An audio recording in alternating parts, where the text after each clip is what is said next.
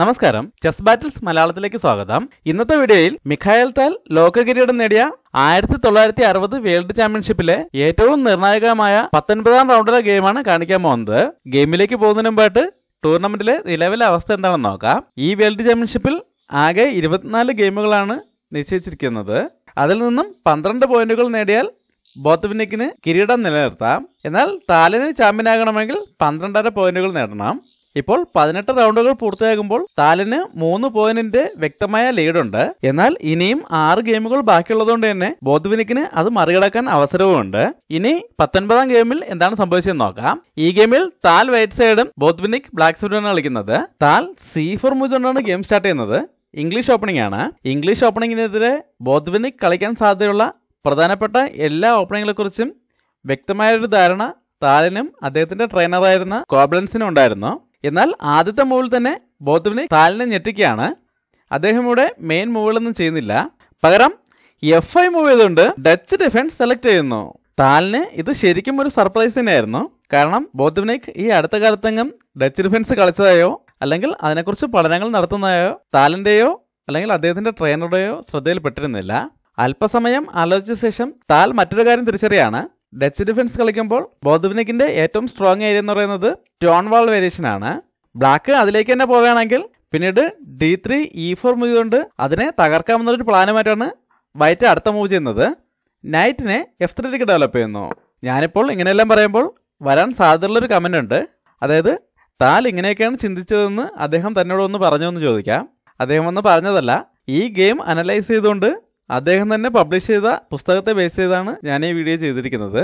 ഓരോ മൂവുകൾ ചെയ്യുമ്പോഴും അദ്ദേഹത്തിന്റെ മനസ്സിൽ എന്തൊക്കെ പ്ലാനുകളാണ് ഉണ്ടായിരുന്നതിനെ കുറിച്ച് ഈ പുസ്തകത്തിൽ വ്യക്തമായി പറയുന്നുണ്ട്.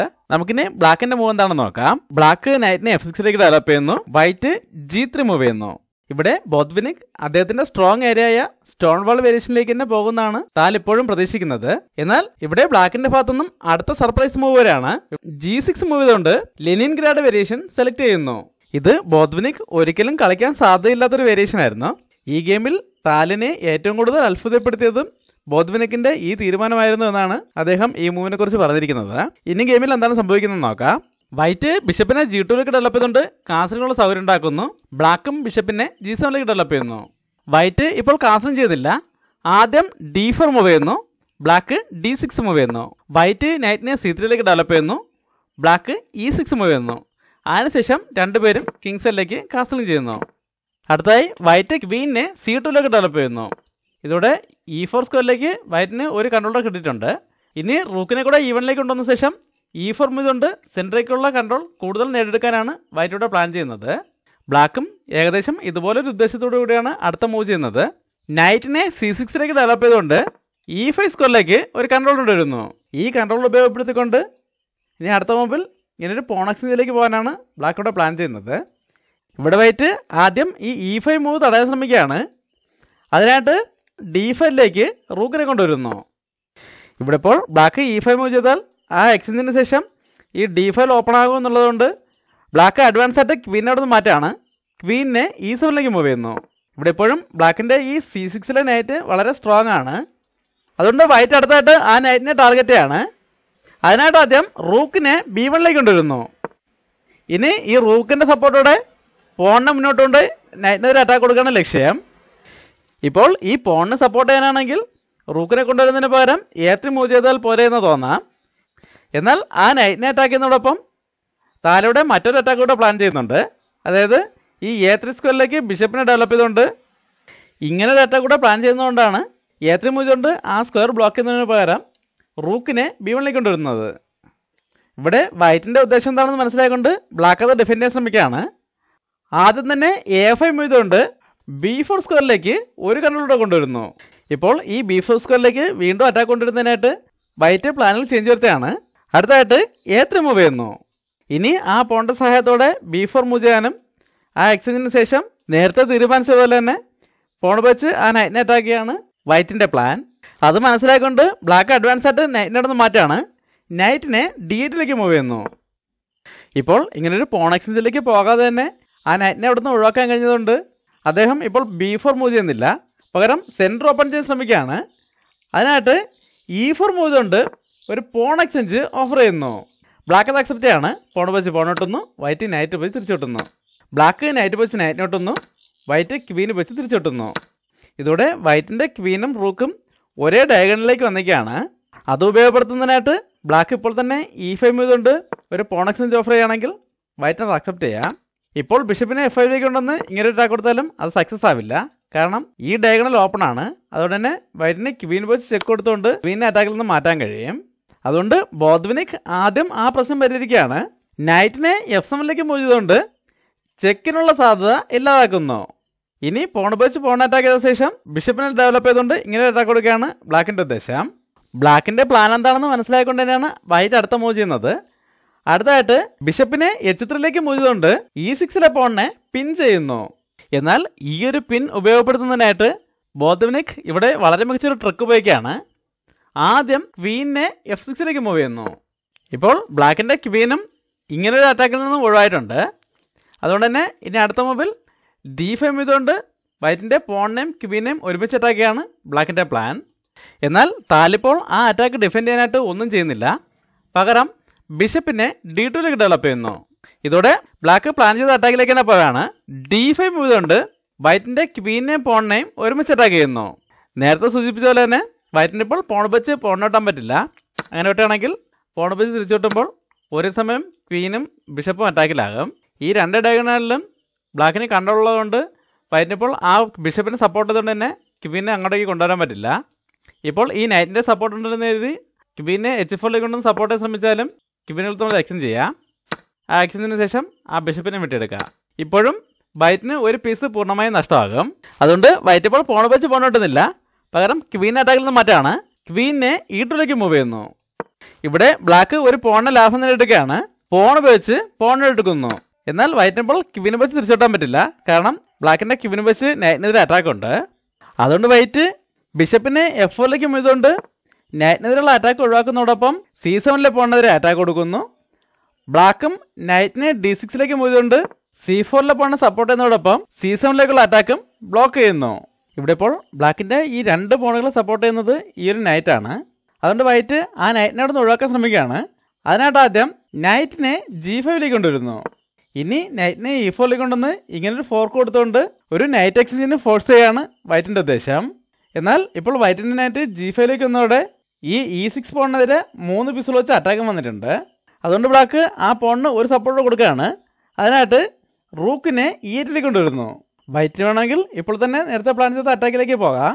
എന്നാൽ വൈറ്റ് ഇവിടെ ആദ്യം ബിഷപ്പിനെ G2 കൊണ്ടുവന്ന് ഈ ഡയഗണലിലേക്ക് ഒരു കൺട്രോൾ കൊണ്ടുവരുന്നു. ബ്ലാക്ക് റൂക്കിനെ A6 മൂവ് ചെയ്ത ശേഷം നൈറ്റിനെ E4 കൊണ്ടുവന്ന് ക്വീനെതിരെ അറ്റാക്ക് കൊടുക്കുന്നു.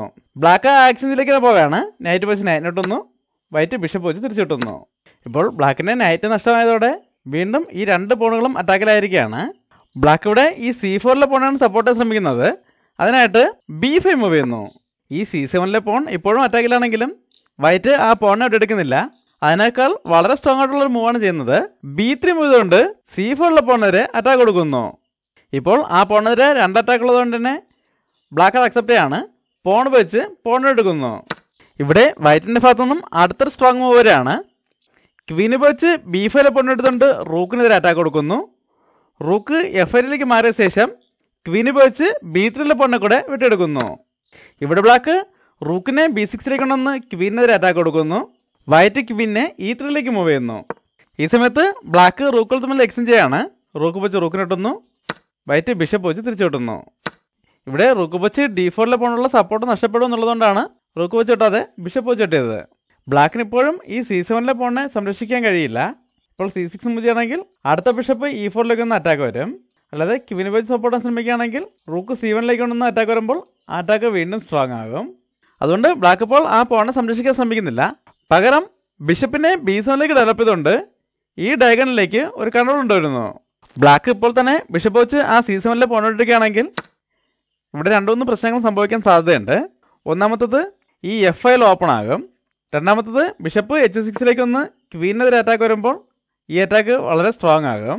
അങ്ങനെ ഒരു പ്രശ്നമുള്ളതുകൊണ്ട് വൈറ്റ് ഇപ്പോൾ തന്നെ ബിഷപ്പ് വെച്ച് പോണിട്ടെടുക്കുന്നില്ല. പകരം ലൈറ്റ് സ്ക്വയർ ബിഷപ്പിനെ A2 കൊണ്ടുവന്ന് E6 പോണിനെതിരെ 2 പീസിൽ വെച്ച് അറ്റാക്ക് കൊടുക്കുന്നു.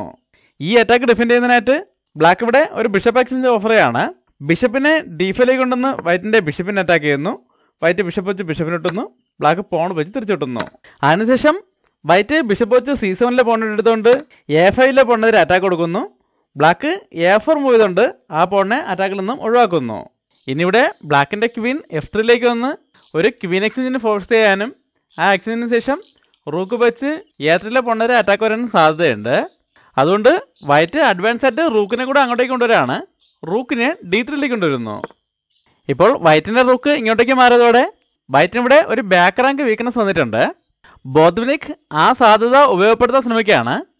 അതിനായിട്ട് ആദ്യം ക്വീനിനെ F5 മൂവ് ചെയ്യുന്നു. ഈ സമയത്ത് വൈറ്റ് ഒരു ബിഷപ്പ് എക്സ്ചേഞ്ച് ഓഫർ ചെയ്യാണ്. ബിഷപ്പിനെ E5 കൊണ്ടുവന്ന് ബ്ലാക്കിൻ്റെ ബിഷപ്പിനെ അറ്റാക്ക് ചെയ്യുന്നു. എന്നാൽ ബ്ലാക്ക് ഇപ്പോൾ അത് അക്സെപ്റ്റ് ചെയ്യുന്നില്ല. ഇവിടെ ബ്ലാക്കിൻ്റെ ഭാഗത്തുനിന്നും ഒരു ബ്രില്യൻ്റ് മൂവ് വരെയാണ്. അറ്റാക്കിലുള്ള ബിഷപ്പിനെ H6 മൂവ് ചെയ്തുകൊണ്ട് ആ ബിഷപ്പിനെ സാക്രിഫൈസ് ചെയ്യുന്നു. ഇപ്പോൾ ക്വീനെതിരെ അറ്റാക്കുമാണ്. വൈറ്റ് ഇപ്പോൾ അത് അക്സെപ്റ്റ് ചെയ്യുകയാണെങ്കിൽ ക്വീന് വെച്ച് F2 പോണിട്ട് ചെക്ക് വരികയും അടുത്ത മൂവിൽ തന്നെ ചെക്ക് മേറ്റ് ആകുകയും ചെയ്യും. അങ്ങനെ ഒരു പ്രശ്നമുള്ളതുകൊണ്ട് വൈറ്റ് ഇപ്പോൾ ആ സാക്രിഫൈസ് അക്സെപ്റ്റ് ചെയ്യുന്നില്ല. പകരം ക്വീനെ അറ്റാക്കിൽ നിന്ന് മാറ്റാണ്. ക്വീനെ E2 മൂവ് ചെയ്യുന്നു. ഇതോടെ ബ്ലാക്ക് നേരത്തെ പ്ലാൻ ചെയ്ത പോലെ തന്നെ വൈറ്റിൻ്റെ ഈ ബാക്ക് റാങ്ക് വീക്ക്നെസ് ഉപയോഗപ്പെടുത്താൻ ശ്രമിക്കുകയാണ്. അതിനായിട്ട് ആദ്യം റൂക്കിനെ C8 കൊണ്ടുവരുന്നു. ഇവിടെ രണ്ടുപേരും രണ്ട് തരത്തിലുള്ള അറ്റാക്കുകൾ പ്ലാൻ ചെയ്യുകയാണ്. ഇവിടെ ഇപ്പോൾ ബ്ലാക്കിൻ്റെ പ്ലാൻ എന്താണെന്ന് വളരെ വ്യക്തമാണ്. എന്നാൽ വൈറ്റിൻ്റെ പ്ലാൻ ശരിക്കും വ്യക്തമല്ല. താലിവിടെ ക്വീനെ ടാർഗറ്റ് ചെയ്യാണ്. റൂക്കിനെ F3 കൊണ്ടുവന്ന് ക്വീനെതിരെ അറ്റാക്ക് കൊടുക്കുന്നു. ഇതോടെ ബ്ലാക്കിന് തൻ്റെ പ്ലാൻ നടപ്പിലാക്കാനുള്ള എല്ലാ സാഹചര്യങ്ങളും ഒത്തുവന്നിരിക്കുകയാണ്. ക്വീനെ H3 മൂവ് ചെയ്തുകൊണ്ട് കിങ്ങിന് മൂവ് ചെയ്യാനുള്ള ഈ G2 സ്ക്വയർ കൂടെ കൺട്രോൾ ചെയ്യുന്നു. ഇനി അടുത്ത ഒറ്റ മൂവിൽ ചെക്ക്മേറ്റാണ് ലക്ഷ്യം. ഈ C1 സ്ക്വയറിലേക്ക് ബ്ലാക്കിന് ബിഷപ്പ് വെച്ചും കൺട്രോൾ ഉള്ളതുകൊണ്ട് ക്വീന് വെച്ച് ഈ റൂക്കിൻ്റെ അറ്റാക്ക് തടയാൻ കഴിയില്ല. ഇനി 1-2 മൂവുകൾക്കുള്ളിൽ ബ്ലാക്കിന് ഈ ഗെയിം വിജയിക്കാൻ കഴിയുമെന്നാണ് എല്ലാവരും പ്രതീക്ഷിക്കുന്നത്.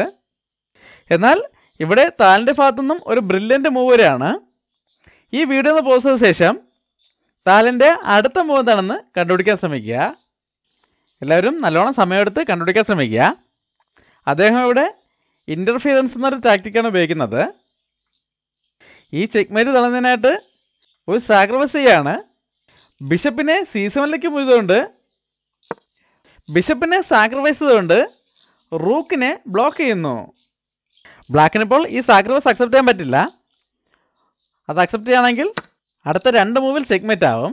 ആദ്യം ക്വീൻ E8 ഒന്ന് ചെക്ക് വരും. ഇവിടെ ഇപ്പോൾ 2 ഓപ്ഷൻ ഉണ്ട്. ഒന്നുകിൽ കിങ്ങിനെ G7 മൂവ് ചെയ്യാം, അല്ലെങ്കിൽ ബിഷപ്പ് വെച്ച് ബ്ലോക്ക് ചെയ്യാം. എന്തിനു ചെയ്താലും ക്വീൻ F8 ഒന്ന് ചെക്ക് വരുമ്പോൾ ചെക്ക്മേറ്റ് ആവും. അങ്ങനെ ഒരു പ്രശ്നമുള്ളതുകൊണ്ട് ബ്ലാക്ക് ഇപ്പോൾ ഈ സാക്രിഫൈസ് അക്സെപ്റ്റ് ചെയ്യുന്നില്ല. പകരം അഡ്വാൻസ് ആയിട്ട് ഈ ക്വീൻ വെച്ചുള്ള ചെക്ക് ബ്ലോക്ക് ചെയ്യാൻ ശ്രമിക്കുകയാണ്. ബിഷപ്പിനെ F8 കൊണ്ടുവരുന്നു. ഇനി അടുത്ത മൂവിൽ റൂക്ക് വെച്ച് ബിഷപ്പിനെ ഇട്ടതിന് ശേഷം നേരത്തെ കണ്ട ചെക്ക്മേറ്റിലേക്ക് തന്നെ പോകാം. എന്നാൽ വൈറ്റ് ഇപ്പോൾ ആ ബിഷപ്പിനെ സപ്പോർട്ട് ചെയ്യാൻ ശ്രമിക്കുന്നില്ല. ഇവിടെ വൈറ്റിൻ്റെ ഭാഗത്തുനിന്നും വീണ്ടും ഒരു ബ്രില്യൻ്റ് മൂവ് വരെയാണ്. ക്വീനിനെ B5 മൂവ് ചെയ്തുകൊണ്ട് ആ ബിഷപ്പിനെ വീണ്ടും സാക്രിഫൈസ് ചെയ്യുന്നു. ബ്ലാക്കിന് ഇപ്പോഴും ആ സാക്രിഫൈസ് അക്സെപ്റ്റ് ചെയ്യാൻ പറ്റില്ല. അത് അക്സെപ്റ്റ് ചെയ്യണമെങ്കിൽ D5 പോണെടുത്തുകൊണ്ട് ചെക്ക് വരും. കിങ് ഇപ്പോൾ എങ്ങോട്ട് തന്നെ മൂവ് ചെയ്താലും അടുത്ത മൂവിൽ ഒരു ഫോർക്കും ചെക്ക് വരികയും ആ റൂക്ക് നഷ്ടപ്പെടുകയും ചെയ്യും. അതുകൊണ്ട് ബ്ലാക്ക് ഇപ്പോഴും ഈ സാക്രിഫൈസ് അക്സെപ്റ്റ് ചെയ്യുന്നില്ല. പകരം ക്വീനിനെ E6 കൊണ്ടുവന്ന് പോണിനെ സംരക്ഷിക്കുന്നതോടൊപ്പം ഈ ഡയഗണൽ ക്ലോസ് ചെയ്യുന്നു. ഇപ്പോൾ ബ്ലാക്കിൻ്റെ ക്വീൻ ഇവിടെ നിന്ന് മാറിയതോടെ ആ ചെക്ക്മേറ്റ് ഫിഷനെയും ഒഴിവായിട്ടുണ്ട്. അതുകൊണ്ട് തന്നെ വൈറ്റ് ആ ബിഷപ്പിനെ അറ്റാക്കിൽ നിന്ന് മാറ്റുകയാണ്. ബിഷപ്പിനെ E5 മൂവ് ചെയ്തുകൊണ്ട് ക്വീനിൻ്റെ ഫയൽ ക്ലോസ് ചെയ്യുന്നു. ഇവിടെ ഇപ്പോൾ ബ്ലാക്ക് റൂക്ക് വെച്ച് ചെക്ക് കൊടുത്താലും കിങ്ങിന് G2 മൂവ് ചെയ്യാം. ബ്ലാക്ക് ഇപ്പോൾ അങ്ങനെ ഒരു ചെക്കിലേക്ക് പോകുന്നില്ല. ഇവിടെ ഒരു ക്വീൻ എക്സ്ചേഞ്ച് ഓഫർ ചെയ്യാണ്. ക്വീനെ C6 കൊണ്ടുവന്ന് ക്വീനെതിരെ അറ്റാക്ക് കൊടുക്കുന്നു. എന്നാൽ വൈറ്റ് ഇപ്പോൾ അങ്ങനെ ഒരു എക്സ്ചേഞ്ചിലേക്ക് പോകുന്നില്ല. ക്വീനെ A5 മൂവ് ചെയ്യുന്നു. ഇത് വളരെ രസകരമായിട്ടുള്ളൊരു പൊസിഷനാണ്. ഇവിടെ ബ്ലാക്കിൻ്റെ ഭാഗത്തുനിന്ന് ഒരു ട്രാപ്പും വൈറ്റിൻ്റെ ഭാഗത്തുനിന്ന് ഒരു കൗണ്ടർ ട്രാപ്പും ഉണ്ട്. ആദ്യം ബ്ലാക്കിൻ്റെ ഭാഗത്തു നിന്നുള്ള ട്രാപ്പ് എന്താണെന്ന് നോക്കാം. ഇവിടെ ഇപ്പോൾ ബിഷപ്പ് വെച്ച് A3 പോകുന്നൊരു അറ്റാക്ക് ഉണ്ട്. വേണമെങ്കിൽ അത് ഉപയോഗപ്പെടുത്തിക്കൊണ്ട് ഈ റൂക്കിനെ ട്രാപ്പ് ചെയ്യാൻ ശ്രമിക്കാം. അതായത് ബിഷപ്പ് വെച്ച് പോണിനെ എടുക്കാം. അപ്പോൾ റൂക്ക് വെച്ച് തിരിച്ചുവിട്ടുകയാണെങ്കിൽ ക്വീനെ C1 കൊണ്ടുവന്ന് ഫോർക്കും ചെക്ക് കൊടുത്തുകൊണ്ട് ആ റൂക്കിനെ നേടിയെടുക്കാം. ഇനി വൈറ്റിൻ്റെ കൗണ്ടർ ട്രാപ്പാണ്. ആദ്യം ക്വീന് വെച്ച് D5 പോൺ എടുത്തുകൊണ്ട് ചെക്ക് കൊടുക്കാം. ഇവിടെ ഇപ്പോൾ വേറെ ഓപ്ഷനൊന്നുമില്ല, F7 തന്നെ മാറേണ്ടി വരും. ഈ സമയത്ത് ബിഷപ്പ് വെച്ച് ഫോർക്കും ചെക്ക് കൊടുത്തുകൊണ്ട് ആ ക്വീനെ നേടിയെടുക്കുക. ഇതിനെക്കുറിച്ച് ഈ ബുക്കിൽ മെൻഷൻ ചെയ്തിരിക്കുന്നതുകൊണ്ട് കാണിച്ചതേ ഉള്ളൂ. ഇവിടെ ശരിക്കും ബിഷപ്പ് വെച്ച് പോൺ എടുക്കുകയാണെങ്കിൽ റൂക്ക് വെച്ച് വെട്ടേണ്ട ആവശ്യമില്ല, ക്വീനെ A7 കൊണ്ടുവന്നാൽ മതി. ഇതോടെ ഈ അറ്റാക്ക് വളരെ സ്ട്രോങ് ആവും. ഇവിടെ ബ്ലാക്കിന് ഓരോ പീസിലായിട്ട് നഷ്ടപ്പെടുകയും വളരെ വേഗത്തിൽ ചെക്ക്മെറ്റ് ആകുകയും ചെയ്യും. നമുക്കിന്ന് ഗെയിമിലേക്ക് വരാം. ഇവിടെ വൈറ്റ് ക്വീനെ അറ്റാക്കിൽ നിന്നും A5 മൂവ് ചെയ്യുന്നു. ബ്ലാക്ക് റൂക്കിനെ A8 കൊണ്ടുവന്ന് ആ ക്വീനെതിരെ വീണ്ടും അറ്റാക്ക് കൊടുക്കുന്നു. വൈറ്റ് ക്വീനെ D2 മൂവ് ചെയ്തുകൊണ്ട് C1 ഒരു കൺട്രോൾ കൊണ്ടുവരുന്നു. ബ്ലാക്ക് റൂക്കിനെ C8 കൊണ്ടുവരുന്നു. ഇനി ഇങ്ങനെ ഒരു ഫോർക്കും ചെക്ക് വരാൻ സാധ്യതയുണ്ട്. അതുകൊണ്ട് വൈറ്റ് കിങ്ങിനെ അഡ്വാൻസ് ആയിട്ട് G2 മൂവ് ചെയ്യുന്നു. ഇവിടെ ബ്ലാക്ക് ക്വീനെ D7 മൂവ് ചെയ്യുന്നു. വൈറ്റ് H4 മൂവ് ചെയ്യുന്നു. ഇനി ആ പോണിനെ മുന്നോട്ട് കൊണ്ടുപോയി ബ്ലാക്കിൻ്റെ കിങ് സൈഡ് പൂർണ്ണമായും വീക്കാക്കുകയാണ് വൈറ്റിൻ്റെ ഉദ്ദേശം. അത് തടയുന്നതിനായിട്ട് ബ്ലാക്ക് ക്വീനെ കൂടെ കൊണ്ടുവരികയാണ്. ക്വീനെ G4 കൊണ്ടുവരുന്നു. ഈ മൂവിന് ശേഷം അന്നത്തെ ഗെയിം അവസാനിപ്പിക്കുകയും പിറ്റേന്ന് ഗെയിം തുടരാതെ ബോധമിക് തോൽവി സമ്മതിക്കുകയുമായിരുന്നു. താലിൻ്റെ അഭിപ്രായത്തിൽ ബ്ലാക്ക് ഇപ്പോൾ തന്നെ തോൽവി സമ്മതിക്കേണ്ടായിരുന്നു, കുറേ കൂടെ മുന്നോട്ട് പോകാമായിരുന്നു എന്നാണ്. എന്തായാലും ഈ ഗെയിം കൂടെ വിജയിച്ചതോടെ അദ്ദേഹത്തിന് 11.5 പോയിൻ്റ് ആകുകയും തുടർന്ന് വന്ന 2 ഗെയിമുകൾ സമനിലയായതോടെ അദ്ദേഹം പുതിയ വേൾഡ് ചാമ്പ്യനായി മാറുകയുമായിരുന്നു. ഈ ഗെയിം ഇഷ്ടമെങ്കിൽ ലൈക്ക് ചെയ്യുക, കമൻറ്റ് ചെയ്യുക, സബ്സ്ക്രൈബ് ചെയ്യുക. അടുത്തൊരു വീഡിയോ കാണാം. നന്ദി, നമസ്കാരം.